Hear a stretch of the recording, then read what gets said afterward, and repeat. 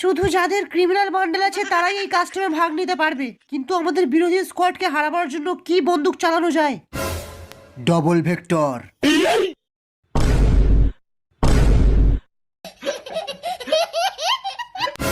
একদম ঠিক বলেছিস, আমিও ডবল ভেক্টর নেব।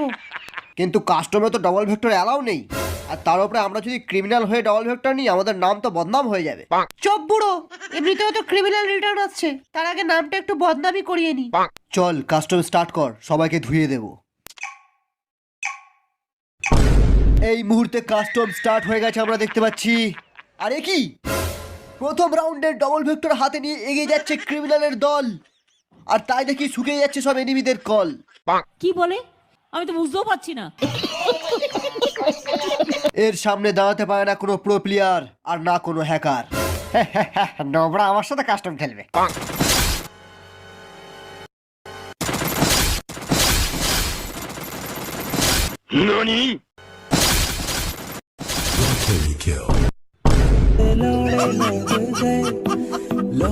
অন্যদিকে চাচার গাড়ি নিয়ে এগিয়ে যাচ্ছে আমাদের ভল্লাল, যদিও এ ছিঁড়তে পারে না কারোর একটাও বাল।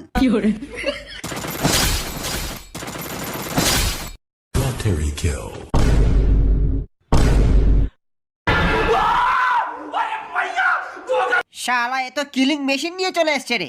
আরে নোবরার দল প্রথমে স্কাইলার দিয়ে ওয়ালটা ভাঙ, তারপর সবাইকে গুছিয়ে খেলা।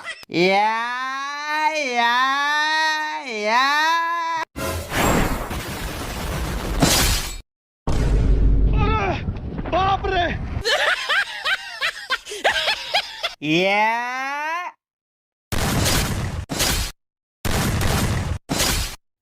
এই সালা এইবার মজা লাগবে। সালা এত হ্যাকারের মতো হেডশট মারছে। আমরা কাস্টম খেলবো না ভাগ, আমরা কাস্টম খেলবো না, আমরাও খেলবো না, আমরাও। ওই সালা নোবরার দল, কাস্টম খেলতে তোদের যেখানে এতই ফাটে তাহলে কাস্টমে আসিস কেন? আমাদের কাস্টমে জিততে গেলে তোদেরকে নিতে হবে ডবল ভেক্টর, আর না হলে 7 গোল্লায় হেরে সবাইকে যেতে হবে যে যার ঘর। আমার সাথে কাস্টমে ডবল ভেক্টর চালাবি কে? আমি। এই ভিডিওটাকে লাইক করবি কে? আমি। বল জয় ডবল ভেক্টর, জয় ডবল ভেক্টর, জয় ডবল ভেক্টর। दुनिया का झोल समझते लौड़े लग गए।